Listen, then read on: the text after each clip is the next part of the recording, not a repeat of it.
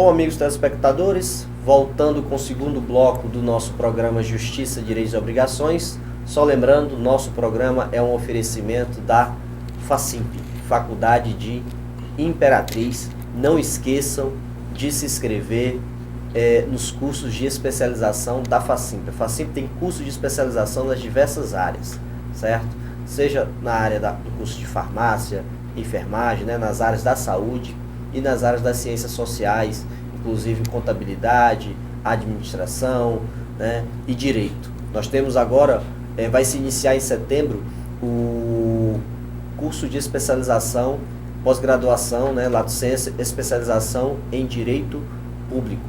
Tá?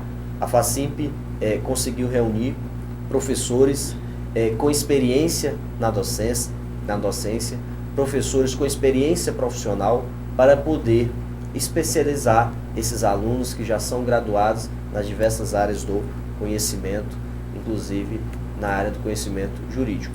Bom, amigos telespectadores, continuando aqui com o professor e advogado Raimundo Leal. Raimundo Leal, você dá aula de História do Direito, né? Que disciplina é esta? O que é que significa essa disciplina? Qual o objeto de estudo dessa disciplina?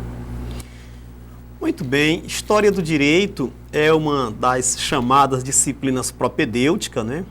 Inseridas no curso do Direito, é uma disciplina obrigatória, autônoma, ou seja, não se vincula a nenhuma das outras, e tem como objetivo principal fornecer ao estudante de Direito instrumental teórico ou chave de compreensão que lhe possibilite identificar as mais variadas formas de evolução do direito, desde as sociedades primitivas, dos tempos mitológicos, até os dias atuais, bem como as instituições do direito, né? Como que elas surgiram, como que elas evoluíram, até chegar ao nível em que se encontram.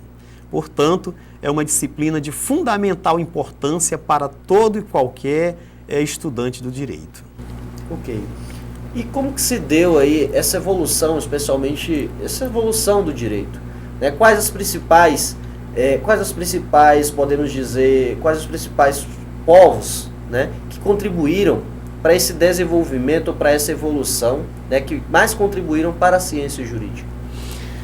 Olha, quando se fala em povos da antiguidade, o que vem à mente dos estudantes, da grande maioria, desde o ensino fundamental e médio até a educação superior, no primeiro momento surgem os gregos, né?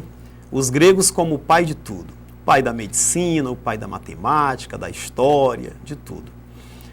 Entretanto, na ciência do direito, povos como os egípcios, os mesopotâmicos, dentre outros, contribuíram enormemente, até mesmo para a cultura egípcia. Os egípcios, eles se apropriaram em muito de institutos, né, de práticas já adotadas pelos egípcios e pelos mesopotâmicos, que viveram bem antes que os gregos, né, melhor dizendo, e que começaram ao seu desenvolvimento sócio-jurídico em tempos bem anteriores aos tempos dos gregos. Portanto, eu poderia lhe dizer que os egípcios prestaram uma grande contribuição para a ciência do direito. Para se ter uma ideia, doutor Paulo, muitos dos teóricos da história do direito afirmam que a semente embrionária do direito público internacional nós vamos encontrar entre os egípcios. Os egípcios foram os primeiros povos a elaborar tratados de não agressão mútua entre outros povos. Daí está a sementinha embrionária do direito público internacional. Interessante. E os hebreus? Né? Quais foram o que você recorda, o que você pode trazer para a gente sobre as principais características, né, do direito frente a esse povo, exercido por esse povo, os hebreus? Muito bem, os hebreus, a exemplo dos egípcios e dos mesopotâmicos, eles misturavam muito assim o sagrado com o profano. Porque o direito, lá na sua origem, ele era informado para a população como sendo uma dádiva dos deuses, das divindades, né? Os legisladores ou aqueles que tinham como responsabilidade aplicar o direito afirmavam serem pessoas predestinadas, né? Instruídas, orientadas pelas divindades, pelos deuses, e que teriam recebido não só a função, mas o próprio direito das mãos das divindades. A maioria desses povos, eles viviam em um estado teocrático, né? Teocrático, onde o sagrado e o profano se confundiam. Com os hebreus não foi diferente. Os hebreus assimilaram muito a cultura mesopotâmica, até porque no período em que foram nômades, eles viviam aos arredores da Mesopotâmia, então eles bebericaram da literatura mesopotâmica, e quando se fixaram lá na Palestina, eles já levaram muito da cultura mesopotâmica e começaram a desenvolver, dentre as quais normas do direito. Agora, o Estado hebreu, ou o povo hebreu, foram os que levaram mais a sério, mais a efeito, essa ideia do sagrado, né? de misturar bastante o sagrado, de não levar muito em consideração o profano, mas especificamente o sagrado. Então, as normas instituídas pelos hebreus, elas tinham um caráter muito mais sacralizado do que dos outros povos. Eram normas de comportamento social, regras de conduta social e, ao mesmo tempo, regras de cunho religioso. Como você colocou aí, o povo hebreu, na antiguidade, eles viam a figura do julgador como algo divino, né? E era assim que transparecia. Naquele contexto, de acordo com as crenças daquele povo, eles viam dessa forma, e o próprio Estado, creio eu, que o Estado regente da época, implantava essa ideia, de alguma forma fomentava também essa ideia no povo. Atualmente é comum, né, se dizer que alguns juízes, né, se acham deuses, né? Então, como é que você vê essa relação, né, da antiguidade com a atual? Tem algum tipo de proximidade, alguma semelhança? Claro que eu falo no aspecto, existe uma cultura totalmente diferente. Nós sabemos que o nosso sistema atual, a cultura atual não tem esse pensamento da época. Mas esse pensamento permanece na mente de alguns juízes? Boa, muito boa pergunta. Permanece, doutor Paulinho, ainda está arraigado, né? É algo que foi construído, né, durante séculos e séculos e que ainda está presente no nosso cotidiano, né? Os egípcios, não só os hebreus, os egípcios, os encarregados pela aplicação da lei no Egito eram sacerdotes, né? E um tribunal de segunda instância era composto também por 30 sacerdotes escolhidos entre as 3 principais cidades do Egito, né? Então, e o mais interessante lá, até mais interessante do que entre os outros povos, é que esse tribunal, apesar de pertencer a um estado teocrático, onde o governo era uma divindade, né?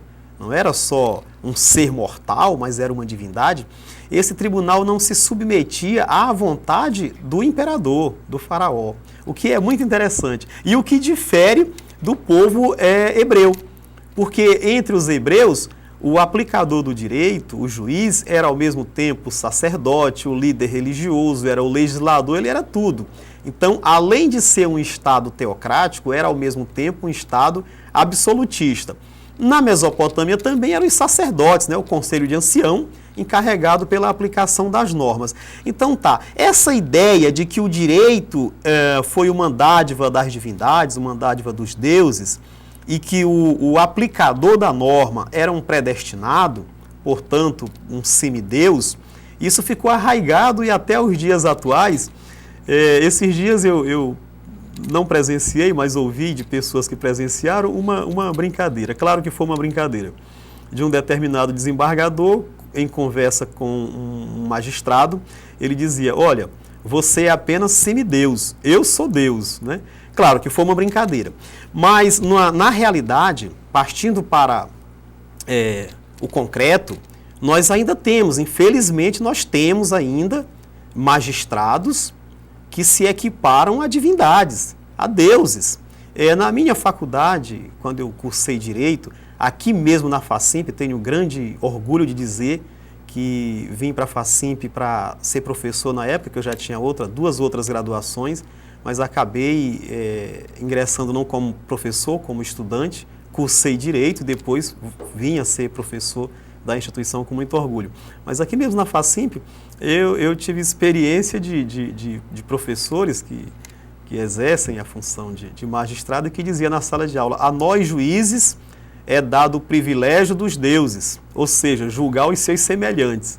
Então vejam que isso que o senhor colocou, doutor Paulinho, lá da antiguidade, ainda está presente nos dias atuais. Muitos ainda se equiparam, né, às divindades, aos deuses, infelizmente. É verdade.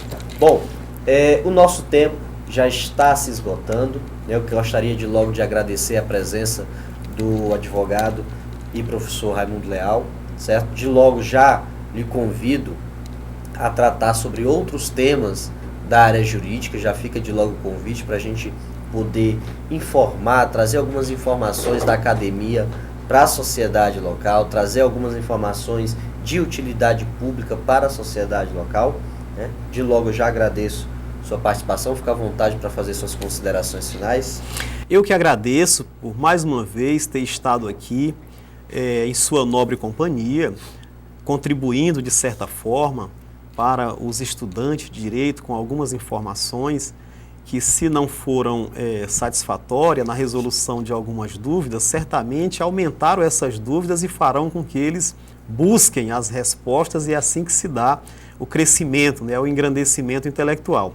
Agradeço enormemente e me coloco à disposição para estar aqui presente sempre que for solicitado. Muito obrigado. Okay. Obrigado. E não esquecendo, na Facimp você faz pós-graduação em Direito Público. Façam suas inscrições, as inscrições já estão abertas, dirijam-se à Facimp, realizem suas inscrições. Tá? Esse curso está composto pelos melhores profissionais da área na região. Os nossos docentes estão altamente preparados, têm larga experiência na docência, no ensino jurídico e também de experiência profissional. Bom, nosso programa vai ficando por aqui. Obrigado pela audiência e até a próxima.